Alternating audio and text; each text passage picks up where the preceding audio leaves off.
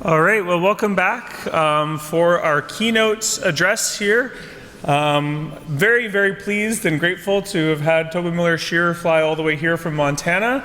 I had read a few years back Daily Demonstrators, his book about the civil rights movements and Mennonite homes and sanctuaries, and was just blown away by it and have assigned chapters of it in our Mennonite studies classes ever since. So this was my vanity project, was to get him to come here to Winnipeg. And of course, the question of contesting unjust systems and advocacy for civil rights in the 1950s and 1960s, which linked together Mennonite activists and events taking place in the Deep South, fits well into kind of our conference theme. And so, as a brief introduction, Tobin is an award-winning professor of history and African American studies at the University of Montana. He's worked there for 18 years. He's the author of 6 books and more than 100 articles. So we've all got a lot of writing to do if we think we're doing a good job. His public-facing work has been featured in the New York Times, the Chicago Tribune, Time Magazine, and National Public Radio. He's the co-founder with Regina Shan-Stoltzfus of the Damascus Road Anti-Racism Process, now Roots of Justice, as well as the co-founder with Cheryl Shearer of the anti-racism training and consulting nonprofit, Wider Stand Consulting. An avid baker of pies, he hosts his students and colleagues for a Grand Slam soup and pie blowout every fall. Thank you so much, Tobin, and I'll let you take it from here. We'll have some question period afterwards.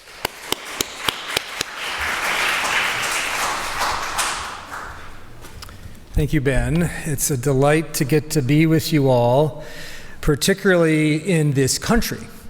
For me, it is returning to my roots. My mother's Canadian, comes out of the Kitchener-Waterloo area. I have relatives up in Gimli, and am delighted anytime I get to be in my country of origin that way. Let me begin with gratitude. I'd first like to thank Ben Nobbs-Thiessen and the staff and scholars of the Center for Transnational Mennonite Studies, not only for organizing this excellent conference, but for the gracious invitation to invite me to have a conversation with you all in the form of this keynote address. Likewise, the additional sponsors of this event, Mennonite Central Committee Canada, the Mennonite Historical Society, and the University of Winnipeg, are all owed a debt of gratitude for their support. And the larger work from which my talk emerges, a biography of Vincent Harding, whom I will introduce to you in a moment, has been supported by a host of funders that at this point in a project that's consumed much of my energy for the last 6 years has involved a host of organizations. Of those you can see here listed on the screen, I'd like in particular to highlight Director Lerone Martin and the staff of Stanford University's Martin Luther King Jr. Research and Education Institute for the honor of the Clarence B. Jordan Research Residential Fellowship that allowed me to spend the better portion of last fall working through their considerable holdings. In addition, the conversations with Dr. Martin and his amazing staff were spirited, filled with humor, and a joyful embodiment of the best of what Dr. Harding represented in his pursuit of racial justice. And just as importantly, thanks to all of you for the offering of your time and attention this afternoon. It's a gift to have you here today. I'm going to pause for a second from my prepared remarks and give you a heads up about how I would like to begin the Q&A. I'm going to say that now so it can be in your heads while I'm talking. One of the things that Dr. Harding did pedagogically, time and again, whether in the classroom or whether he's giving lectures like this, was to create community in the midst of his conversations. He did that 2 ways. First of all, he would always ask people to introduce themselves by saying their mother's name. It's a very particular question, and he did it for reasons that I can go into later if you want, but he found it a way that grounded people when they just said that name. So when we get to the Q&A, I'm going to ask you to do that as you say your name. If you're able, say your mother's name. And then I'm also going to, before we have a larger discussion, I'm going to have maybe 5 minutes, I think we'll have time, for you to talk to a couple people around you about something that struck you from the story I'm about to say, as a way to sort of priming our conversation to have questions emerge from that. So we'll do that and then go forward into a larger plenary Q&A. So have that in your head as I'm talking. In 1963 in Birmingham, Alabama, USA, Mennonites, as a matter of course, did not join protest movements. Not in Birmingham, not in Boston, not in rural Mennonite communities like Lancaster County, Pennsylvania, Holmes County, Ohio, or Kelowna, Iowa. Mennonites, as you know, were distillen in Imlanda, the quiet in the land. They preferred hands-on service to social agitation. Again, you know this. Vincent Harding, however, had decided to enter into the desegregation efforts underway in Birmingham in 1963 as a different kind of Mennonite. Well, actually, he had made that decision more than 6 years previously when he first met Martin Luther King Jr., but he and his wife, Rosemary Freeney Harding, along with their infant daughter, Rachel, had reaffirmed the decision when King asked them in 1963 to travel to Birmingham from where they were situated in Atlanta to work on covert negotiations and bridge building. For more than 20 years, I've been writing about the little-known story of African-American Mennonites like the Hardings and their disproportionate impact on the unfolding of what Vincent later came to call the Black-led 20th century struggle to expand democracy in the United States, which is to say, the Civil Rights Movement. Even so, every time I consider the events in Birmingham in 1963, in which Vincent and Rosemary as a couple, and Vincent in particular, became involved, I shake my head at the implausibility of it all.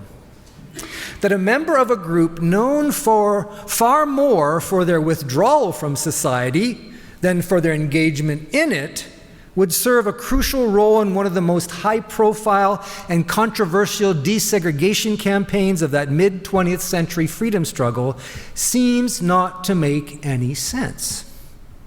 In terms of public perception at the time and place of Harding's intervention, Mennonites appeared to be apolitical and far more comfortable confining their efforts to the interpersonal realm.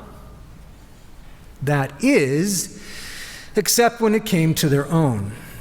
As Harding was fond of pointing out to those in his circles at the time, he observed that Mennonites got plenty political when lobbying for their young men's alternative service as conscientious objectors. In addition, Harding had a hard time understanding how church leaders in the 1950s and 60s could so blithely assert their opposition to labor unions. He listened to his co-religionists explain that strikes and all union activity coerced one's adversaries and therefore set up a contradiction to the doctrine of non-resistance. Harding, however, saw nothing but hypocrisy when he listened to them. He had been faced firsthand with glaring evidence of many other forms of coercion from Mennonites around him. And so he looked at his adopted religious community with a high degree of skepticism. He saw a group who insisted that street marches, sit-ins, or even prayer-infused protests were not consistent with Christ's mandate to turn the other cheek. But at the same time, did little to nothing at that time to try to stop the circumstances that made turning the other cheek necessary in the first place. Harding looked on as Mennonite church leaders told him that even the most disciplined and peaceful forms of nonviolent coercion gave them pause, and he was not satisfied. Thus, Vincent Harding, nonetheless, began to push his adopted religious community to approach social problems in a different way. Today, I will argue that the role played by Harding in Birmingham in 1963, first of all, helped the Southern Christian Leadership Conference, the SCLC, achieve success. I will also assert that Harding's efforts in Birmingham and his subsequent writing about that campaign launched him into the national spotlight and set him on a path that bound him to King, to efforts to memorialize King, and to the nation's understanding of this phase of the Black-led freedom struggle. And I will assert that he did so bearing the mantle of a Mennonite, not in spite of it. So, to better understand how Harding ended up in Birmingham, we need to rewind. Born in 1931, Vincent Gordon Harding was only 2 years younger than Martin Luther King. Unlike his age peer, however, Harding was raised by his mother, Mabel Harding, in the North. In Harlem, in New York City, they were deeply involved with Victory Tabernacle, a black Seventh-day Adventist faith community. Other than a junior high incident where a young white man used a racial epithet while chasing Harding and his friends out of a park, Harding said he did not otherwise encounter racial discrimination. He had even less firsthand knowledge of Southern Jim Crow practices. Entering Morris High School in the Bronx in 1948, he excelled amid a highly diverse student body, eventually serving as class valedictorian and editor of the school newspaper. That academic success continued. After graduating in 1952 from New York's City College with a bachelor's in history, he earned a master's in journalism from Columbia University, with the hope of becoming a reporter. Following a 2-year stint in the Army beginning in 1953, he changed direction and again began studying history, but only after realizing, while still in the Army, that he could not reconcile his Christian faith with orders to kill. He had originally hoped to serve in military intelligence and so applied to officers' candidate school with the goal of traveling abroad. If posted internationally, that specialty of military intelligence would be, he thought, and I quote, one of the best ways to avoid getting into the business of having to go somewhere with a rifle and kill or be killed. The prospect of being sent to Germany or Japan or even Korea, again his words, any place outside of the U.S. pulled hard on him, and so he set his mind to becoming a good soldier. The military, however, had other plans. Vincent was not accepted into the officer training school. Instead, he showed up for basic training in the fall of 1953. That fall, a large percentage of those who joined Harding at Fort Nix were college graduates, including people with master's degrees like himself, as well as some people in the midst of graduate school. Amid that military company, ever the networker, Harding connected with Peter Berger, who would go on to make multiple contributions in the sociology of religion and knowledge, and Jeffrey Hartman, who distinguished himself as a literary critic at Yale. Amid that socializing, Harding came to confront his involvement with an institution focused on the taking of others' lives. His time in basic training coincided with Harding's romantic involvement with a Nazarene young woman named Grace, with whom he was then, in his words, going steady. In part due to this romantic entanglement, he'd begun to study more of the story of Jesus' life and teaching as found in the New Testament, and in so doing became aware of the Seventh-day Adventist congregation of his youth, having had focused far more on the Old Testament. As a result, he found himself drawn to learning more about the Gospels, not only to fill that hole in his theological education, but also to prove to his girlfriend that his interpretation of the Bible was much better than hers. At first, the message of love for enemy that he encountered in his study of Jesus' teaching did not seem in his mind to conflict with military training. Rather than reject the lessons of basic training, he found himself enjoying the challenge of the firing range. As he learned to master the rifle and then the machine gun, he reveled in becoming a good marksman, despite the chilly morning firing exercises spent lying on his belly on cold sand. During one of those firing range exercises, however, he asked himself if the government was really spending money on the 16 weeks of his infantry training just so that he could enjoy himself shooting a rifle. The answer that he came to was that they were teaching him at Fort Dix how to kill somebody without him even being able to see you, and what does that have to do with Jesus? This internal discourse set off a personal struggle that got deeper and louder as the training progressed. His dissonance continued as he entered the bayonet training phase of armed combat. Even as he was strangely enough enjoying learning how to cut out a man's guts before he could even move, he heard an internal voice saying to him, "So Jesus loves the little children, all the children of the world." The voice continued, "And when they grow up and your country declares that they are enemies, you're going to cut their guts out." What is that about, Vincent? What is that about? Amid his sergeant's encouragement to yell and growl like an animal as they used their bayonets on the practice dummy, his struggle intensified. Another draftee going through basic training during the same era as Harding described the bayonet exercises as including grunts and shouting to kill over and over again for 15 minutes of frothing rage. What had seemed like the entryway into an exciting opportunity to travel abroad now stood in stark contrast with all the things, said Harding, that we had been taught in church school about love and shared humanity under God. So Vincent then sought help from the base's chaplains.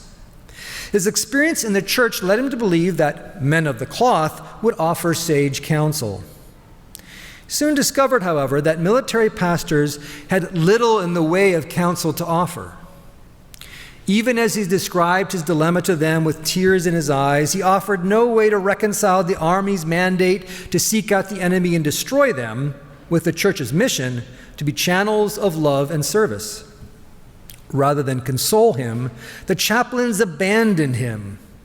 One of them, who in Harding's words was black and a captain, simply told the young private to work out the conflict for himself. Harding finally came to recognize that the Army did not pay its pastors to counsel people out of the military.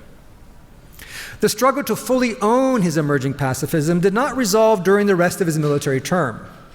Although he later regretted not having enough courage and wisdom to refuse to cooperate with the military, even if it would mean a dishonorable discharge, he did his best at the time to distance himself as far as possible from the military's apparatus of death and vowed silently to oppose the way of the bayonet and see the way of the open arms. Although he served out the remainder of his term, he left the Army with a passionate but as yet uninformed belief of a pacifist.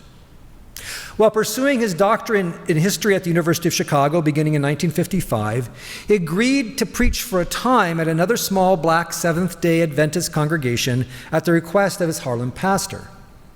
However, he soon realized that the beliefs of his congregation no longer matched his own. And so, at the invitation of a racially integrated group of Mennonites in Chicago, he then left the Seventh-day congregation.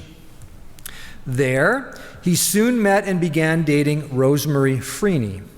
An African-American teacher and longtime member of the old Mennonite church, Rosemary had joined the Mennonite church as a youth following the example of her older sister.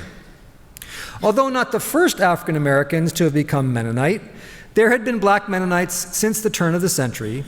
She and her sister joined at a time when white Mennonites had begun to venture into the city, start congregations, and reach out to their neighbors. In some communities in both the north and south of the U.S., black congregations had been formally segregated from white ones, but by the time Rosemary joined the church, that policy had been discontinued in principle, if not in practice. She then graduated with a teaching degree from Goshen College in Indiana. In short order, Vincent not only joined Woodlawn Mennonite Church in Chicago along with Rosemary, but he also began to serve as a lay associate pastor there, a role that allowed him to preach from the pulpit but did not require formal ordination. He had encountered Mennonites in the course of his doctoral studies at the University of Chicago and was drawn to their peacemaking stance and commitment to nonviolence, a stance he now embraced in full. The transition to serving the role of associate pastor at this racially integrated congregation was seamless and fulfilling. He and Rosemary soon celebrated their wedding at Woodlawn in the summer of 1960. Following an extensive period of discernment and negotiations with representatives of Mennonite Central Committee, the couple then moved to Atlanta under the auspices of MCC. In Atlanta, Vincent and Rosemary founded Mennonite House in 1961, just around the corner from where Martin and Coretta Scott King lived. They ended up next to the Kings because they, as a unit, were seeking a large multi-room house in which an integrated group of Mennonite volunteers could live together. Renting a house for an integrated group in a white neighborhood was a non-starter in Atlanta in the early 1960s. By contrast, their black neighbors welcomed this group of young Mennonites, even as they were curious how an integrated household came to be led by a black couple. Vincent and Rosemary had agreed to start Mennonite House, largely due to an earlier invitation from Martin Luther King. Soon after Harding had been installed as associate pastor in 1958, he and 4 other men from Woodlawn Mennonite traveled to the South. The group of 5, 3 white, 2 black, sought to learn about the black freedom struggle while modeling an interracial fellowship. Upon arriving in Montgomery, Alabama, they telephoned the King home and accepted Coretta Scott King's invitation to visit with Dr. King as he recovered at home from a recent stabbing. Toward the end of the conversation, which Harding would retell on many later occasions, King said to him and the group's other black member, "Your community has been practicing the peace witness for 300 years. We need you with us to help us and teach others. Some of you ought to be down here." The invitation stuck with Harding, in part because of the writing he and Woodlawn's lead pastor, Delton Franz, did about the trip, as well as the additional writing and speaking Harding did in the Mennonite world about what was then referred to as race relations. He was well known throughout the Mennonite community. Those who sought in 1961 to convince Vincent and Rosemary to relocate to Atlanta did not have a difficult task. A group of young church administrators interested in establishing a new kind of relevancy to their community's pacifist witness were delighted to hear the couple say yes.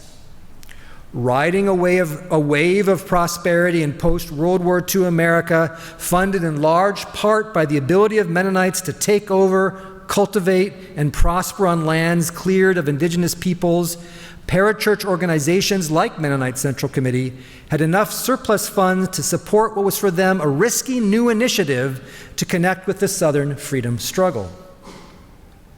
In addition to administering the new voluntary service venture, Vincent kept a full speaking and writing schedule while Rosemary managed the burgeoning household. Due to MCC's publicity efforts about the community, Mennonite House quickly captured the imagination of North American Mennonites and drew volunteers from both the U.S. and Canada to Atlanta. The dynamic and curious presence of this black Mennonite couple also drew the attention of the broader freedom movement. Mennonite House quickly came to encompass white Mennonite voluntary service workers as well as freedom movement activists like Septima Clark, who stayed there on a semi-permanent basis for several years. The Hardings quickly connected with the Kings. Given their neighborhood proximity, Coretta would often stop by the house to speak with Rosemary and other volunteers. In short order, although based in Atlanta, the Hardings traveled throughout the South, often at the request of King, frequently meeting with white segregationists to open up lines of communication. At the 1962 SCLC conference in Birmingham, Vincent was immediately called upon to minister to a young Nazi Party member after he had leaped up on the stage and struck King. Harding's identity as a Mennonite and that community's practice of turning the other cheek was already well known in SCLC. And so, on April 7, 1963, after a baptismal service at the Ebenezer congregation where King and his father co-pastored, King asked that the couple travel immediately to Birmingham and begin what Vincent later called creative communications between white and black leaders. Vincent and Rosemary knew the drill. During the height of the 1962 desegregation campaign in Albany, Georgia, they had befriended the town's mayor, local Sheriff Laurie Pritchett, pictured here, and other white leaders, while also writing press releases and helping to ease tension in situations where violence threatened to erupt. 2 days after King's request, the couple had found rooms at Miles College rather than at the Birmingham hotel where King was headquartered. The Hardings did not want to be publicly connected with King, and with King's support, they hoped to ensure that nothing stood in the way of opening even the most rudimentary of cross-racial communication channels. Their covert work in Birmingham demanded even greater secrecy than in Albany. Although they got so caught up in the spirit of the demonstrations that they almost risked arrest 2 days later, that kind of public-facing involvement proved rare. While mass demonstrations continued through Easter, their less public activity intensified. Vincent also wrote a letter used by kneel-in activists attempting to integrate segregated churches on Easter morning of that year, April 14. Rosemary and Vincent then began meeting with white clergymen, lawyers, businessmen, and political leaders in hopes of connecting them with both local and national black leaders. Although they were not able to meet with the police commissioner Eugene Bull Connor, the couple fostered a relationship with an unnamed young white professional who had the ear and confidence of both business leaders and the city administration-elect. In a later article, Vincent described the meetings this way. For the next 2 weeks, semi-secret meetings were called, usually early in the morning or late at night. Soon, a network of relationships began to build up. By the 20th of April, Harding reported that fruitful interracial conversations had begun. More would soon follow. While serving on the negotiating committee, he had attended meetings of the Alabama Christian Movement for Human Rights Birmingham Central Committee, where King, Fred Shuttlesworth, the local leader, and other local leaders developed strategy. In addition to reporting on the negotiations, Harding read the statements he had drafted to be used by King and Shuttlesworth. The pace that followed left Harding exhausted. After a trip to Middleton, Connecticut to speak at Wesleyan University, he and Rosemary spent time in Pennsylvania and Tennessee on MCC business before returning to Birmingham on April 26. Upon returning, Vincent negotiated further with reluctant business leaders concerned about the transition to a new city government. 3 days after returning to Atlanta to deal with police having impounded the unit's car, Harding was ordered on bed rest. Despite a week-long convalescence to get rid of viral infection, Harding worked on correspondence even as reported to his supervisors that he might have to be hospitalized. But he was back on his feet and returned to Birmingham by May 7. This time, he brought Mennonite peace advocate and scholar Paul Peachy with him. The two had planned to work together on an agenda for the church's Peace Mission Committee, but the urgency of the Birmingham conflict took precedence. Harding did enter the fray upon their arrival in Birmingham to help start the battle between the fire hoses and the black protesters, but again, most of his work was less public. Another round of semi-secret meetings, these held in churches, homes, and deserted office buildings, led to a 4-point agreement. Harding helped draft the press release about the final accord between city officials and movement organizers and remained in Birmingham to keep open lines of communication. When bombers attacked the home of A.D. King, Martin's brother, as well as the motel owned by A.G. Gaston, where King had set up his headquarters, fresh violence erupted. Harding got back on the phone to help keep the desegregation agreement in place. Harding emerged from the intensity of the Birmingham campaign, having cemented his role as a dependable negotiator and writer. The social web he and Rosemary had spun during the campaign would serve them for years to come. In just one example of the vibrancy of that network, SNCC, Student Nonviolent Coordinating Committee, activist and voter registration worker Fannie Lou Hamer stayed at Mennonite House in the immediate aftermath of having been severely beaten in Winona, Mississippi on June 9. Vincent later described her entry into Mennonite House this way. This is his writing. A few days after she got out of jail, who should appear at Mennonite House but Fannie Lou Hamer walking in? She was short and rotund and very strong and had a kind of shake as she walked. She walked in there that way and said, "Where's Vincent Harding?" She said to Vincent, "You see what you got me into?" and showed me the swelling all over her face and all over her body. But she was laughing. She was saying, "Vincent, I don't know if I'm going to listen to you anymore." Of course, she didn't have to listen to me. She was listening to herself, and she was listening to the voice that spoke from within her heart. SCLC activists James Bevel, Dorothy Cotton, and Andrew Young brought Miss Hammer there because, as badly swollen and bruised as she was, Miss Hammer feared that her husband might put himself in danger if he saw her condition.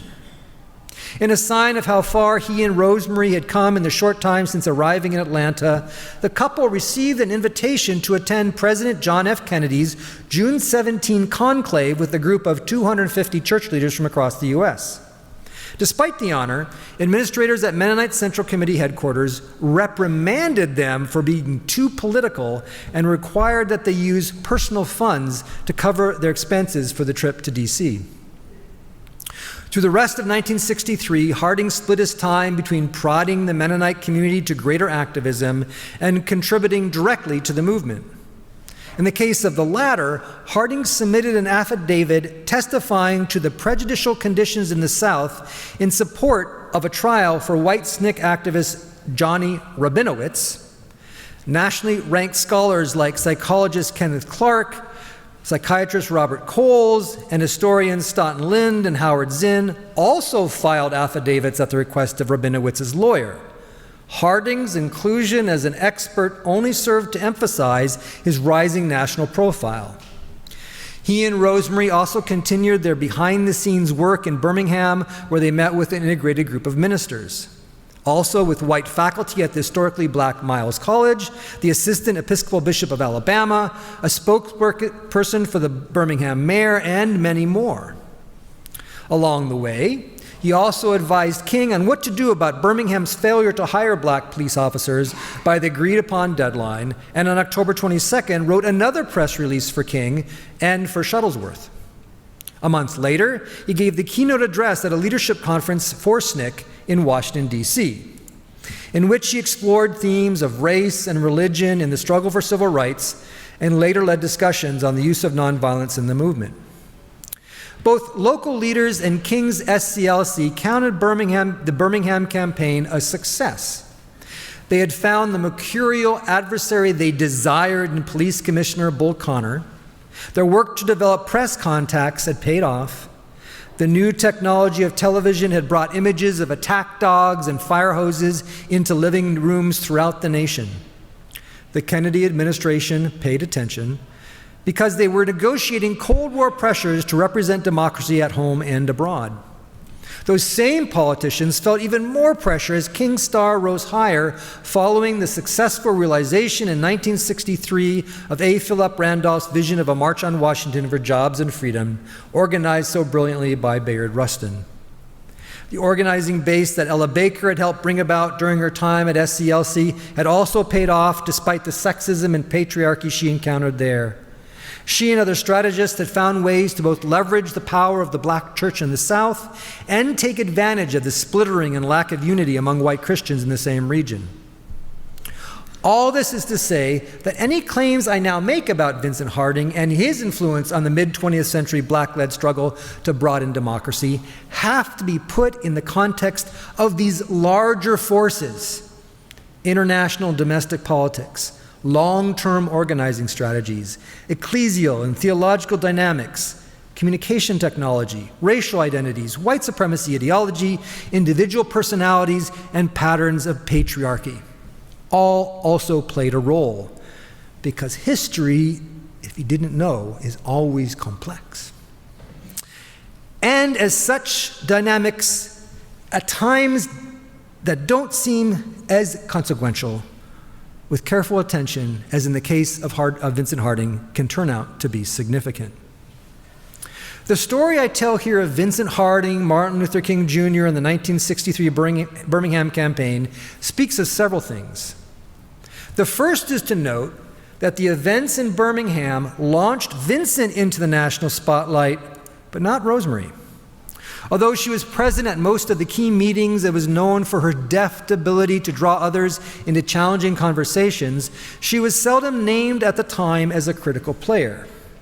For example, Vincent himself wrote an article about the events in which they had participated for the nationally prominent biweekly news magazine, The Reporter, the title of which I quoted in the title of this lecture, A Beginning in Birmingham. In that article, he refers to Rosemary simply as his wife. That same article prompted dozens of letters of response and opened the door for what would come to be a dizzying flood of speaking and writing requests for Vincent. Over time, much later in their respective careers, the couple would come to share the dais at events and co-lead workshops, but they never completely overcame the pattern of male dominance set in 1963. So we know that sexism, quite unsurprisingly, is part of the story. We also know that religious forces were present. On one level, this is so obvious as to hardly bear repeating. The title of Reverend, nearly always referring to male black church leaders, was everywhere. The churches who hosted King and sometimes Harding for mass meetings represented the infrastructural, resource-generative, leadership training, human capacity, and inspirational offerings of the black church. Conflicts within the National Baptist Convention over whether King's protest methods could be supported by their communion are also part of the story. The Birmingham narrative I have related here, however, reveals that in the midst of these historiographical filling, attention-grabbing religious elements of the story, Vincent Harding had been immersed in and substantively formed by Mennonite theology and practice. Soon after he arrived in Birmingham, Harding spoke with Randall C. Jimison, a white Southern activist. Harding told Jimison that he was frustrated with local leaders who said the only way they would stop leading protests was if they immediately got everything they wanted. In his role as negotiator, Harding brought to bear his adopted community's emphasis on right relationship, love of enemy, and bedrock commitment to pursuing justice. Harding recognized that to eventually achieve everything, they would need to develop relationships with and listen to their adversaries now. Although he had often critiqued his co-religionists for their failure to fully embody those commitments of peacemaking, nonviolence, and love of enemy, as he spoke with town leaders in Birmingham, as well as the unnamed white professional there, his actions demonstrated Mennonite peacemaking at its best. Thus, we might observe that one of the reasons the Birmingham campaigners achieved most of their stated goals, and from that, one of the reasons that the 1964 Civil Rights Bill came to fruition, was that the values and principles of Mennonite peacemaking, as interpreted through and realized in the person of a black representative of that Mennonite community, this marginal representative of a marginal community, those values were present, palpable, and compelling in the negotiations. We might also observe that the same religious group that made it possible for Vincent and Rosemary to be present in Birmingham, that community that gave them the financial freedom to travel, participate in, and contribute to the civil rights movement when requested to do so by King, quickly became concerned that the Harding-led experiment of supporting groups like SCLC and SNCC had become too political. Ever wary of appearing to make political commitments rather than relationally focused ones, Harding's supervisors called him on the carpet to interrogate him about the extent of his involvements in the civil rights movement, about his earlier arrest during the 1962 Albany campaign, and whether he and Rosemary really needed to be quite so closely connected to King and groups like SCLC. His immediate supervisor wrote in a memo to another MCC functionary that someone should take that brother, referring to Harding, to the side and help him with his approach. Vince tends to begin from the assumption that everyone is prejudiced. This rankles people. any recognition of the prejudice and racism experienced by Mennonites of color on a daily basis within their own churches seemed lost on this administrator. Those kinds of grumblings ended up being nothing more than static in Harding's hearing. From Birmingham, Vincent and Rosemary returned to Atlanta and continued cooperating closely with King, SCLC, SNCC, and a host of other movement figures, ranging from Ella Baker to writer James Baldwin, and from strategist Bayard Rustin to Southern activist Ann Braden. But his most high-profile assignment came after he had submitted an open letter of concern to the 1965 SCLC Annual Convention, urging them to call for an immediate ceasefire in Vietnam. In the letter, he acknowledged that some civil rights activists might disapprove of SCLC taking such a position, but Harding explained why the stance was necessary. 1 year previously, he, Rosemary, and their daughter Rachel, as well as their son Jonathan, lived for a year with the Mennonite community of Shared Goods, Reba Place, in Evanston, Illinois. While there, he not only worked on repairing his relationship with Rosemary after he had publicly confessed to a liaison with the wife of a Mennonite pastor, but Vincent also completed his University of Chicago dissertation and did more research into the history of U.S. involvement in Vietnam. He closely studied the eyewitness accounts of Mennonite voluntary service workers then working in Vietnam. Toward the end of their stay with the Reba Place Mennonites in Chicago, King asked SCLC worker Andrew Young to approach Vincent and invite him to draft a speech against the Vietnam War. King then took Harding's draft, added a few lines at the end, but otherwise delivered it as written on April 4, 1967 at Riverside Church in New York City. A year later, to the day, King was assassinated. In the aftermath, Harding carried intense guilt that he had pushed King to take a public stance that led directly to his death. Reverend James Lawson, the nonviolent strategist who had convinced King to support the sanitation workers in Memphis, where King was then assassinated, was eventually able to counsel Harding to let go of that guilt by assuring him that just as had been the case when he chose to go to Memphis, King had chosen to deliver the Beyond Vietnam speech that Harding had written. Despite the intense backlash King received from both within and without the movement, he continued to believe he needed to speak out against the war.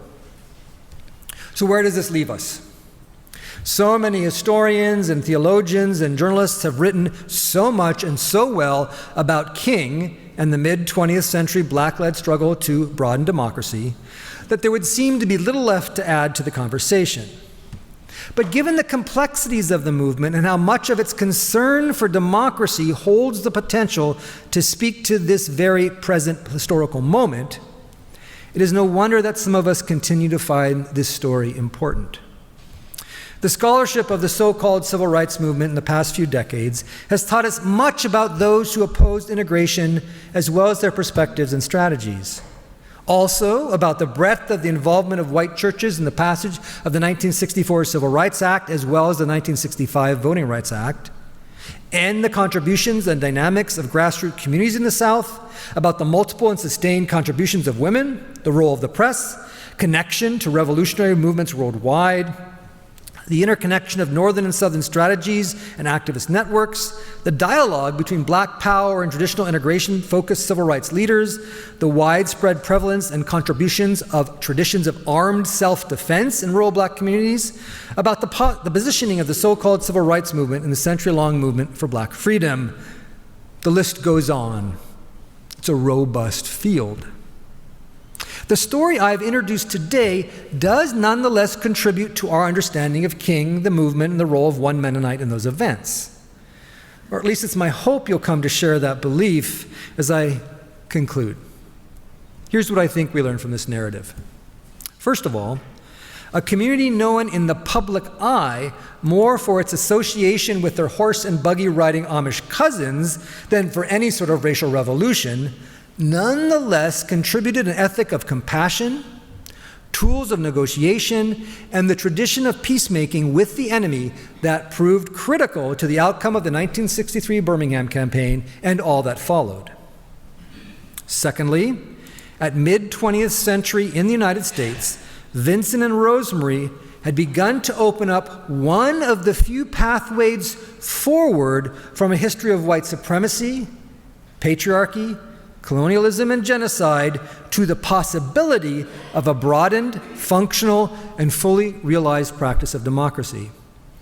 Vincent and Rosemary Harding had learned how to clear such a pathway by calling for similar practices of integrity and inclusion in their own adopted religious community.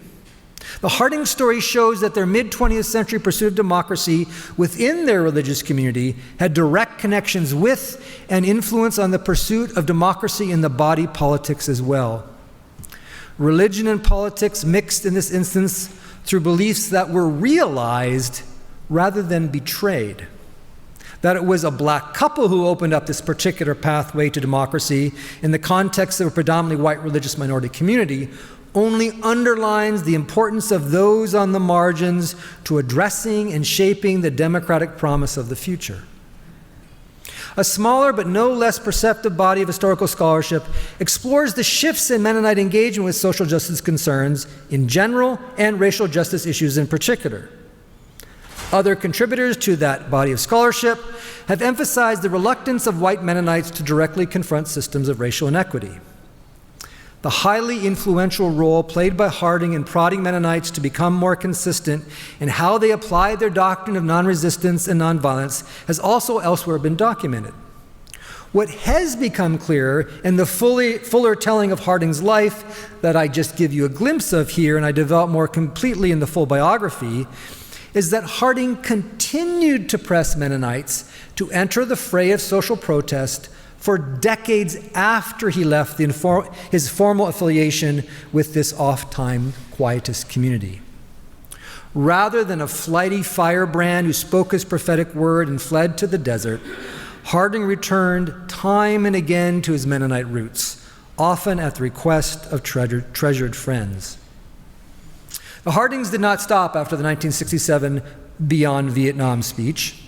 In a partnership that would carry them through to Rosemary's passing in 2004, and in many sacred ways for the 10 years that Vincent lived after her passing, the couple came to serve as counselors to the movement and connectors between generations of activists.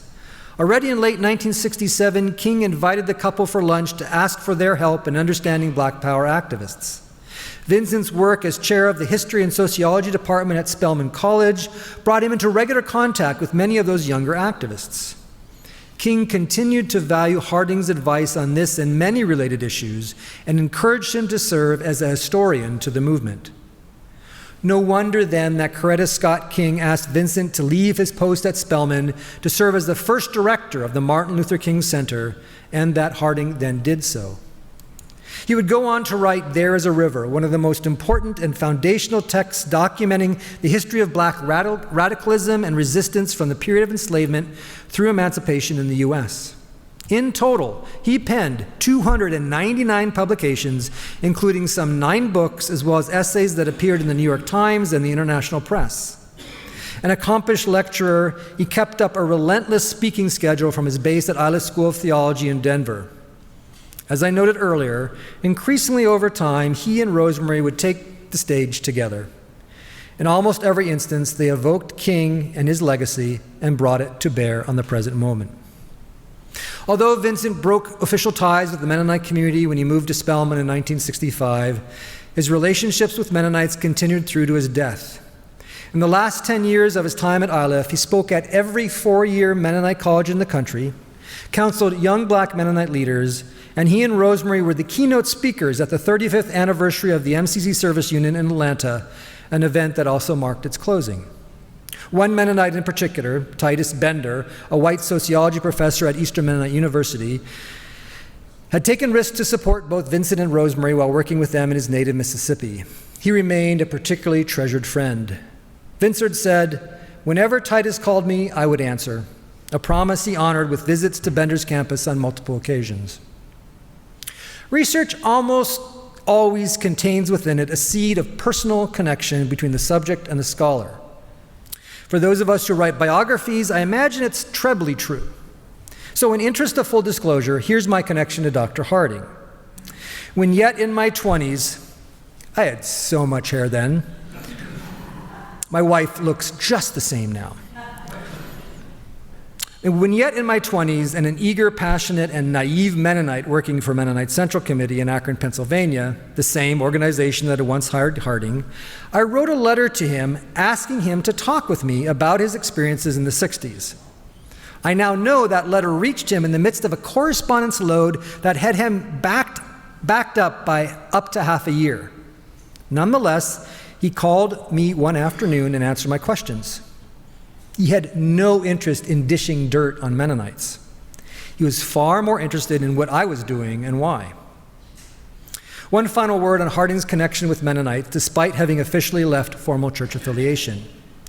Amid the torrent of obituaries and tributes that poured out following Dr. Harding's passing at the age of 82 in 2014, historian Barbara Ransby, herself a biography, in her case of Ella Baker, wrote a moving tribute in the pages of the Journey Souls.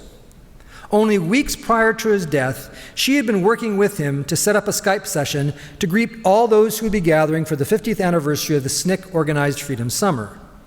In the context of that late life connection, she still described Harding as a devout Mennonite and proponent of black liberation theology.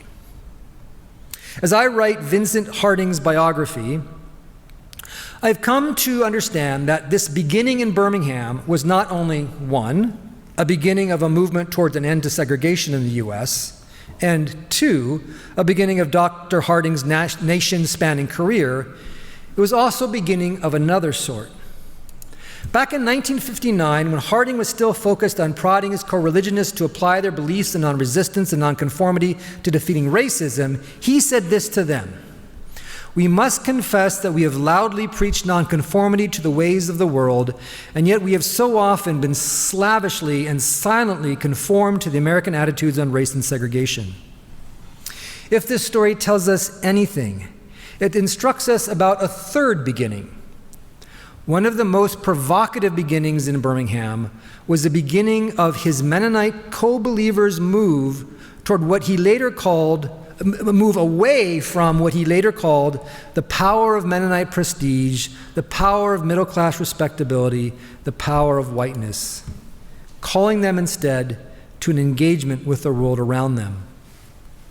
A group of Mennonite scholars and activists recently released a document calling other Mennonites to become more engaged in politics so as to better pursue and be consistent with their values of peacemaking and justice seeking.